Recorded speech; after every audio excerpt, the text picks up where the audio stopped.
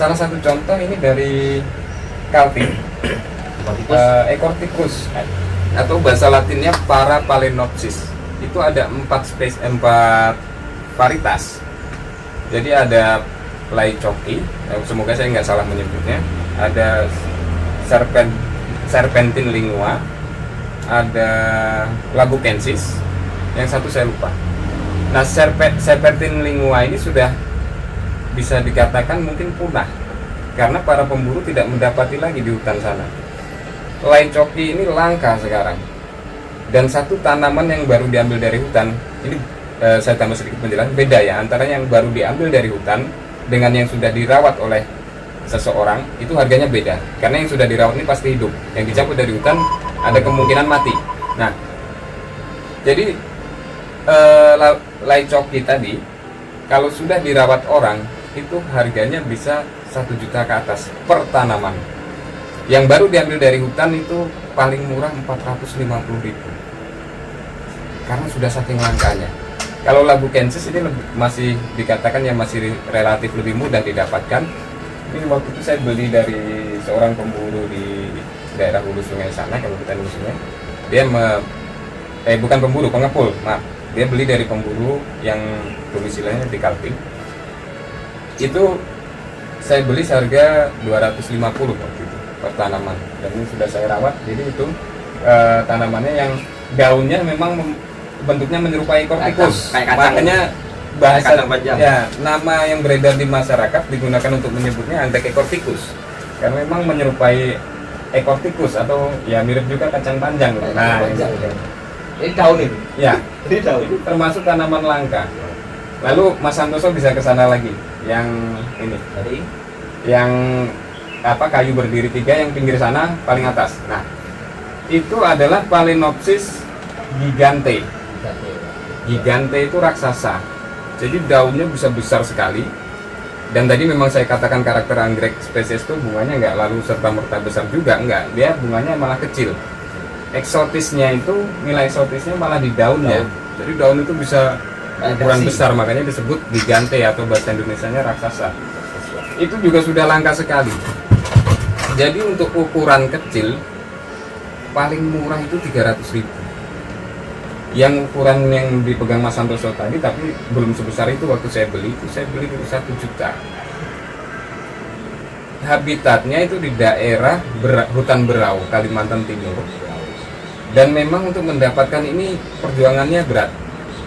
Jadi tumbuhnya itu di pohon yang sangat tinggi. Bahkan kalau saya tidak salah ingat itu teman mengatakan di pohon itu bisa tingginya 80 meter. Jadi harus manjat 80 meter untuk bisa ngambil itu karena tumbuhnya tinggi. Nah, mereka pakai alat perlengkapan dan peralatan seperti orang yang mau panjat tebing itu. Jadi resikonya memang juga taruhannya nyawa. Kalau sampai jatuh dari ketinggian itu bayangkan, mungkin sudah nggak berbentuk di bawah. Ironisnya, ini juga diminati orang-orang dari luar Kalimantan. Makanya langka ini sekarang, harganya sampai seperti itu. Selain mendapatkannya susah juga karena barangnya langka. Jadi dari luar Kalimantan ini banyak yang meminati, daerah Jawa dan lain-lainnya. Dan tidak hanya berhenti di situ, sampai keluar juga. Seperti contoh tadi gigante dan ekor tikus ini atau Parapalenopsis labukensis maupun Laicoki dan sebagainya tadi, saya pernah lihat di grup pecinta anggrek. Jadi waktu itu nama grupnya American Orchid Society. Jadi komunitas anggrek Amerika. Tapi anggotanya ini yang bergabung di situ dari berbagai negara. Sangat kaget saya ketika melihat orang Thailand berpose dengan memegang Phalaenopsis gigante tadi yang raksasa, dengan di kesempatan lain orang yang sama memamerkan para Phalaenopsis Laicoki dan Labukensis. Ini tanaman kita ini sampai sana gitu kan. Dan sekarang di sini langka.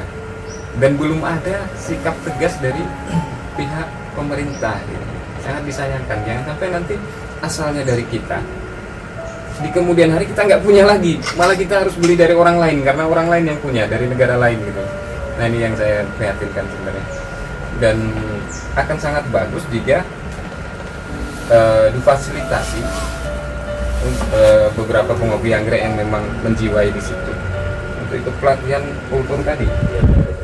Jadi anggrek-anggrek spesies ini kemudian dibiasakan dengan proses pengkulturan karena memang itu biayanya cukup besar. Jadi kalau penghobi ini bukan orang kaya ya repot juga. Jadi pelatihannya itu yang ada di Jawa satu, kemudian fasilitasnya itu lumayan besar juga untuk mengadakan biaya untuk mengadakan fasilitas itu karena memang fasilitasnya itu berupa lab.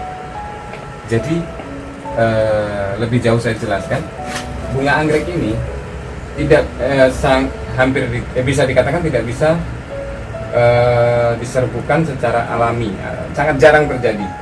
Makanya di hutan itu nggak cepat pertambahan jumlahnya karena penyerbukannya itu lebih rumit. Posisi antara serbuk sari dan kepala putik itu agak tertutup. Jadi kalau dibantu secara alami oleh hewan penghisap madu atau semut, itu kecil kemungkinannya terjadi penyerbukan. Makanya kemudian manusia campur tangan di situ, diserbukan oleh tindakan manusia lalu menjadi buah. Buahnya itu rata-rata tidak besar, mungkin hanya seukuran jari ini. Bijinya itu sangat kecil sekali, mungkin bisa dikatakan hampir seukuran spora ya, karena seperti tepung. Dan karena kecilnya itu dia mudah mati biji ini karena terkontaminasi bakteri sedikit sudah mati. Itu sebabnya sekali lagi di hutan walaupun banyak yang terserbukkan lalu menjadi buah, ketika buah itu pecah, bijinya menyebar, yang perkiraan isinya itu per buah bisa sampai 3.000 biji, paling yang tumbuh hanya 0, sekian persennya, mungkin 0,0 sekian gitu persen, karena itu tadi harus steril. Nah, kalau sebagian penghobi anggrek dikatakan saya lah yang benar-benar menjiwai tadi difasilitasi gitu, karena dia memang tidak mampu untuk ikut pelatihan, itu difasilitasi untuk ikut pelatihan, dibantu untuk punya fasilitas kulturnya, itu akan sangat baik untuk kelangsungan adanya keberadaan anggrek ini. Dan untuk khusus daerah Kabupaten Tanah Laut ini, di sini juga ada spesies anggrek yang sangat langka, Mas Santosonya. Oh iya, ini mau tanya nih, tadi saya mau tanya juga. Iya. Ngomong dengar iya. Jadi dengar itu di Kalimantan Selatan, khususnya dari Bahari, itu ada anggrek lokal spesies itu yang mendunia itu. Iya, bahkan mendunia. Apa itu? Itu anggrek apa itu? Oke, jadi ini jenis atau spesies Phalaenopsis. Phalaenopsis itu saya ulang lagi, kalau di bahasa masyarakat, di nama yang dipakai masyarakat lebih akrab dengan anggrek bulan. Jadi anggrek bulan yang berasal dari hutan. Nah, untuk daerah Kabupaten Tanah Laut itu sebenarnya masih satu rumpun dengan Phalaenopsis amabilis yang tersebar di deretan perbukitan Meratus. Sebenarnya masih satu rumpun, cuma yang dinamai dengan anggrek bulan prehari atau Phalaenopsis amabilis spesies prehari itu memang agak terpisah habitatnya. Kalau yang amabilis umumnya itu di deretan perbukitan Meratus. Kalau yang prehari ini itu hanya ada di 2 bukit setahu saya. Mungkin ada yang lain, tapi saya sejauh yang saya tahu setidaknya 2, Bukit Birah dan Bukit Keramaian. Nah, antara Bukit dan Birah dan Bukit Keramaian ini kemudian karakter bunganya juga ada perbedaan kecil juga. Kalau dengan yang dari perbukitan Meratus tadi memang ada perbedaan yang sedikit lebih mencolok, walaupun kalau dilihat sepintas sama. Lebih luas lagi, amabilis Kalimantan, Phalaenopsis amabilis Kalimantan atau Puspa Pesona di bahasa yang juga dikenal masyarakat, anggrek bulan hutan itu yang putih, kelopaknya tengahnya labellumnya itu kuning. Itu memang ada juga di pulau-pulau lain, Jawa punya, Sulawesi punya, Papua punya, Sumatera punya, tapi memang punya kekhasan masing-masing. Kalau yang dari Jawa itu biasanya kelopak itu ada 5, kanan kiri itu 2 masing-masing, tengah satu. Nah, yang Jawa, dari Jawa itu tengahnya lebih sempit, lebih nggak melebar gitu. Jadi kalau misalnya jari saya ini kelopak bunga, ini ada renggang yang lumayan tampak. Nah, kalau yang Kalimantan Selatan ini kelopaknya lebar-lebar, jadi bisa sampai saling menutup, merapat maksud saya. Kemudian juga warna lidah ya saya sebut saja lidah ya, daripada saya salah istilah karena nggak begitu ingat apa istilahnya itu dalam bahasa Latin. Lidah yang berbentuk seperti lidah menjulur di tengah itu biasanya berwarna kuning mendekati jingga. Nah, yang dari Kalimantan Selatan itu lebih terang. Dari Kalimantan maksudnya terang. Lalu ciri khasnya juga ada bagian seperti kumis. Jadi seperti sehelai rambut agak keriting gitu. Itu di situ ada bintik-bintiknya. Bintik-bintik agak kecoklatan. Padahal dia ukurannya hanya seperti sehelai sebatang ujung lidi, sebatang ujung lidi itu. Cuma kalau diperhatikan benar-benar ada bintik-bintiknya. Nah, dari Jawa tuh nggak ada. Nah, kembali ke Kalimantan yang ada 2 kan tadi yang saya jelaskan, dari Perbukitan Ratus dan Bukit Birah, lalu Bukit Keramaian. Itu bedanya ada seperti taring ke samping. Nah, yang Bukit Birah dan Bukit Keramaian ini lebih panjang, lebih tegas lah bedanya taringnya itu. Kalau yang di Perbukitan Ratus itu lebih pendek dan hampir rata dengan lidah bagian bunga yang mirip lidah tadi. Kalau yang dari Gunung Birah dan Gunung Keramaian itu agak runcing, agak panjang gitu. Dan kalau yang dari Bukit Birah dan Bukit Keramaian dibandingkan, memang lebih panjang taringnya itu yang dari Bukit Keramaian. Nah, kita bicara masalah habitatnya ya. Bisa dikatakan habitatnya di Gunung Birah itu dulu adalah hutan yang hutan pohon kayu yang oleh masyarakat sini disebut pohon halaban. Saya nggak tahu nama latinnya. Pohon halaban ini kemudian menjadi pohon yang kayunya dipilih untuk membuat arang. Arang ini adalah komoditi ekspor ke Saudi Arabia ya, ke Timur Tengah lah, Timur Tengah. Kemudian masyarakat, terutama produsen arang, itu akhirnya selalu mengambil lagi kayu halaban itu, tanpa ada usaha menanam atau apa. Bahkan sekarang di Kalsel itu sudah susah cari halaban, harus mendatangkan dari Kalteng, Kalimantan Tengah. Di Kalimantan Selatan sudah sulit. Di habitat Bukit Birah itu adalah pohon halaban, isinya hutannya itu didominasi pohon halaban. Nah, karena pohon halabannya ditebangi, maka habitatnya rusak sekarang. Itulah yang menyebabkan kemudian anggrek bulan lehari atau Phalaenopsis amabilis spesies lehari itu menjadi langka. Hanya sekarang yang ada itu paling dulu sewaktu hutan itu masih ada yang kemudian berburu di sana dan dijual ke penghobi, lalu dirawat oleh penghobi. Celakanya, kebanyakan penghobi hanya sekedar suka tanpa tahu persis bagaimana memperlakukan bunga ini, tanaman ini. Akhirnya banyak yang mati.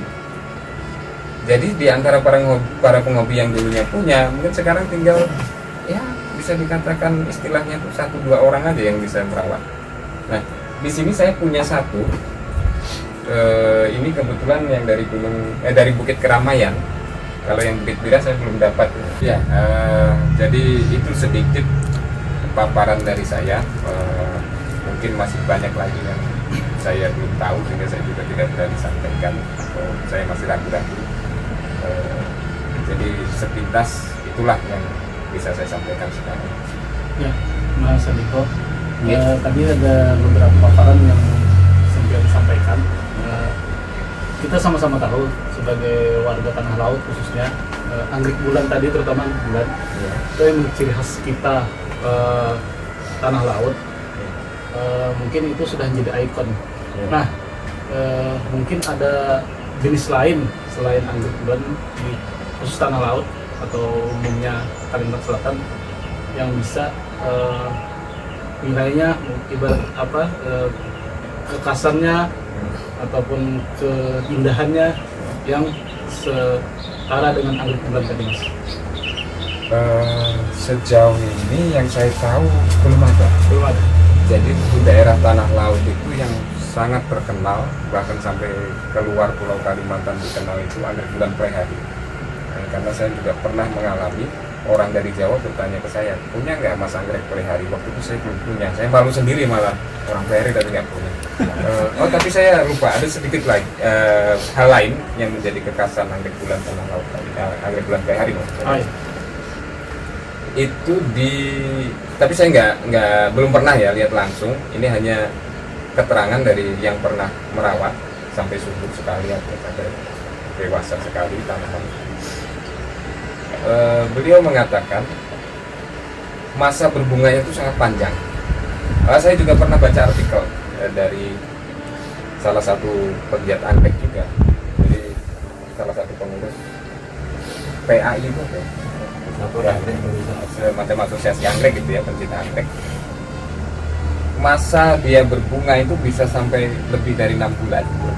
Jadi dari kuntum pertama sampai kuntum terakhir jatuh bisa 6 bulan. Itu ada perubahan di warna selama 6 bulan? Dia lebih gini ya, mekarnya itu kan bertahap ya, satu disusul. Lalu memang ada masa di mana semuanya mekar. Dan sebagaimana mekarnya itu bertahap, dia rontoknya pun layu dan rontoknya juga bertahap. Nah, dari yang pertama mekar sampai yang terakhir layu dan jatuh itu masanya 6 bulan bahkan lebih. Dan juga jumlah kuntum. Jadi Phalaenopsis amabilis spesies Klehari itu dikatakan bahwa jumlah kuntumnya jauh lebih banyak daripada Phalaenopsis amabilis spesies dari pulau lain atau tempat lain. Jadi saya pernah lihat satu foto, satu tanaman itu yang ditempel di pohon. Nah ini kan ditempel di pohon, dia akarnya leluasa ya kemana-mana. Itu tangkai bunganya kan nggak salah 5 sekali muncul itu. Dan jumlah kuntumnya itu kalau saya perkirakan bisa sampai 100 kuntum. Jadi meriah sekali gitu. Nah itulah salah satu keunggulan lainnya dari kekhasan lainnya dari lalu juga kita sama-sama tahu ya, jadi itu jadi ikon bahkan di kerajinan Sasirangan, nah, seperti baju yang Mas Alvin pakai ini. Nah, itu ada salah satu motif khas tanah laut itu adalah anggrek bulan prehari. Nah, itu. Dan saya pikir anggrek bulan prehari ini juga bisa didaftarkan sebagai apa ya istilahnya, tapi saya sebut saja kekayaan teritorial, kekhasan tanah laut yang memang adanya di tanah laut saja gitu. Seperti yang sudah didaftarkan di Kanwilkumham itu kan pisang tuntung pandang atau disingkat pisang tundang itu memang hanya ada di teritorial tanah laut, di daerah lain nggak ada. Nah demikian pula anggrek bulan prehari ini saya pikir bisa dijadikan item yang menjadi kekayaan teritorial tadi. Dan ini memang sudah oleh pemerintah daerah dijadikan salah satu ikon. Ya. Jenis anggrek bulan ini kan anggap saja kan ini ikon tanah laut ya. Terus habitatnya ini gimana ini Mas? Iya, habitat kaitannya nanti dengan populasi ya. Populasi ya. Gini, untuk habitat tadi sudah sebagaimana yang saya sampaikan tadi bahwa habitatnya ini sudah tidak memungkinkan untuk menjamin populasi itu terjaga gitu. Bahkan bisa dikatakan habitatnya hampir rusak lah saya sebut, karena masih ada. Ini menyebabkan populasinya juga turun drastis, bahkan bisa dikatakan hampir punah di habitat asalnya. Dengan populasi yang habitat yang rusak, populasinya itu menurun, otomatis barang itu menjadi langka. Itu pula yang menyebabkan kemudian harganya tinggi gitu kan. Hukum ekonomi seperti itu, ketika barang ketersediaan sedikit, permintaan banyak, akan harganya akan naik. Nah, Untuk mengatasi itu kayak apa itu? nah ini gini ya, jadi ditambah lagi, ditambah lagi dengan keunggulannya tadi, kekasannya.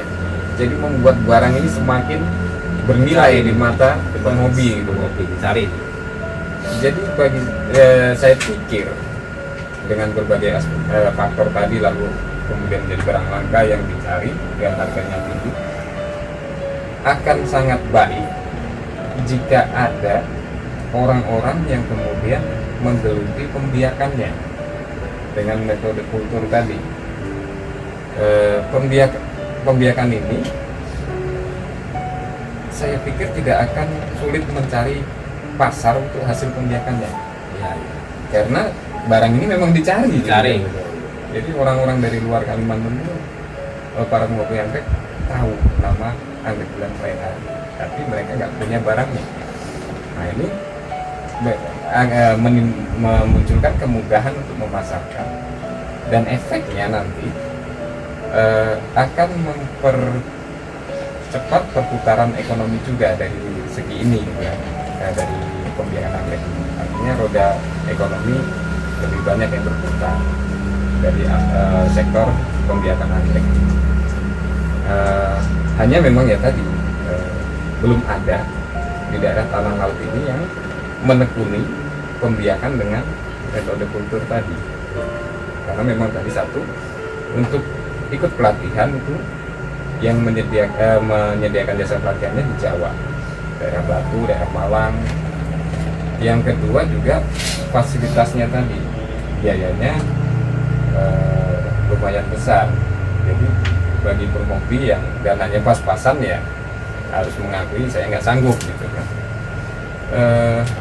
Jadi itu perlu campur tangan dan bantuan dan bekerjasama dengan pihak-pihak yang bisa membantu, entah dari organisasi non pemerintah atau dari pemerintah.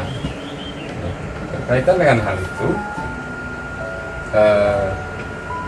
bagaimanapun berjalannya, tapi selama ini dari pihak pemerintah sudah ada upaya untuk menjaga anggrek-anggrek ini dengan peraturan ya mungkin di kehutanan dan sebagainya, ya, supaya lebih menjamin keberlangsungan hidup anggrek ini.